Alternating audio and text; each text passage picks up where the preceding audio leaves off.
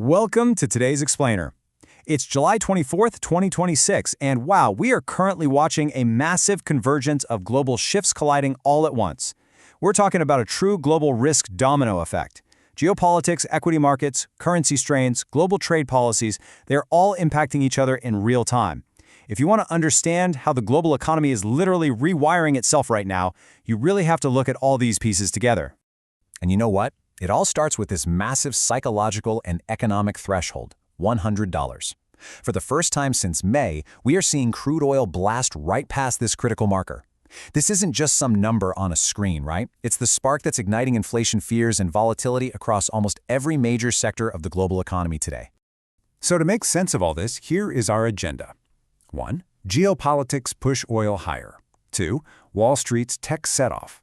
3. The yen hits a 40-year low. 4. New U.S. tariffs kick in. And 5. The global risk domino. Section 1. Geopolitics push oil higher. Okay, let's dive right into this and begin our geographical tour over in the Middle East. So, the energy markets are reacting incredibly aggressively to a rapidly deteriorating security situation. Brent crude has officially settled at $100.68 a barrel, while WTI, West Texas Intermediate, has reached $92.36. The direct catalyst here, the breakdown of a brief ceasefire. Following renewed U.S.-Iran hostilities, Washington has actively responded to Iranian attacks. The market is basically pricing in the reality that the fragile pause in this conflict is over, and the risk premium on oil is shooting straight back up. But what makes this spike particularly dangerous for global supply is that we aren't just looking at one isolated issue, we're looking at dual choke point threats. Over in the Strait of Hormuz, the U.S.-Iran conflict escalation is threatening the primary artery of global oil transport. But simultaneously, down in the Bab el-Mandeb Strait, Yemen's Houthi rebels are actively targeting Saudi tankers, severely threatening a crucial alternative route. When you have simultaneous disruptions to the world's absolute most vital shipping lanes, well, the supply chain bottlenecks instantly compound. To really grasp the stakes here, Goldman Sachs is explicitly warning that Brent might exceed $120 a barrel in the fourth quarter and average $100 for all of next year if the Strait of Hormuz remains disrupted. Now, why does a $120 projection actually matter to you? Well, because sustained $100+ oil acts like a direct tax on the consumer. It's a massive headwind for energy and inflation-sensitive sectors globally, and it fundamentally shifts the math for central banks who are just trying to manage inflation. Section 2. Wall Street's tech sell-off, which brings us directly to the United States. That $100 oil spike didn't just stay in the Middle East, did it? It washed right onto the trading floor in New York. And this brilliantly illustrates the exact pain points we're seeing in the market. The broader S&P 500 fell 1.2%, its biggest one-day drop in a month. But notice the stark contrast with the Nasdaq 100. It lost a much steeper 1.9%. This separation is super crucial because it highlights a sharp tech-led sell-off. Growth and tech stocks are notoriously sensitive to inflation and interest rate expectations, so the minute oil spiked, tech took the absolute hardest hit. Just to give you a little historical context for the severity of this drop, mega-cap stocks just suffered their absolute worst session since the tariff-driven rout back in April of 2025. Honestly, it turns out tech stocks don't like expensive oil any more than you do at the gas pump. The ripple effects here are huge. We're already seeing indications that Asian stocks are poised to fall in tandem, tracking Wall Street's tech vulnerability. Section 3. Yen hits a 40-year low. Speaking of Asian markets, let's move our tour across the globe to Japan. 40 years. That is an incredibly long time in global finance, and yet the Japanese yen has just hit a 40-year low. It is under immense, historic pressure right now. If you have any JPY exposure whatsoever, you really need to pay close attention to this classic intervention watch setup. First off, the U.S. Treasury is actively pressing the Bank of Japan to keep raising rates to defend the currency. Second, Japan's finance minister, Katayama, is loudly signaling that Tokyo stands ready to act decisively. Add to this Japan's latest inflation data for June.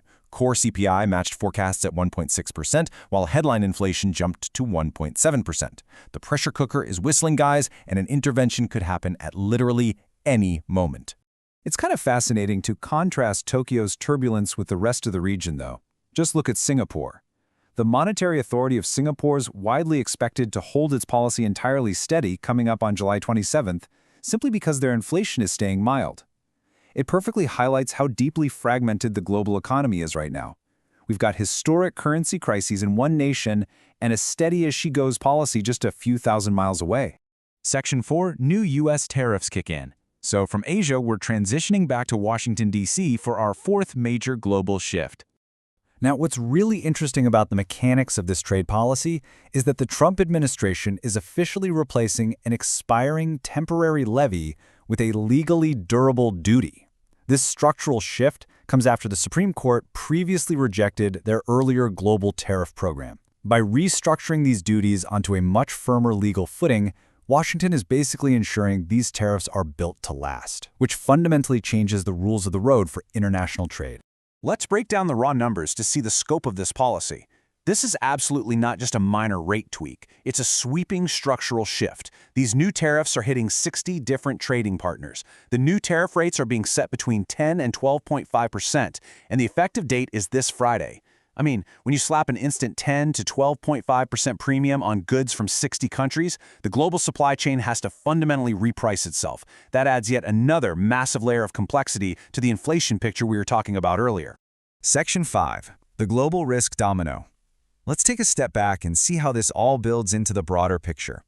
We've looked at 4 distinct corners of the global economy today, but they are absolutely not operating in isolation. Here is the direct cause and effect chain reaction we're witnessing. Step 1, geopolitical conflict in the Middle East, dual choke points aggressively spikes oil prices past $100. Step 2, that oil surge instantly renews inflation fears across Western markets. Step 3, because of those exact inflation fears, Wall Street equities, specifically tech, sell off sharply, while simultaneous interest rate pressures strain foreign currencies like the yen to 40-year lows.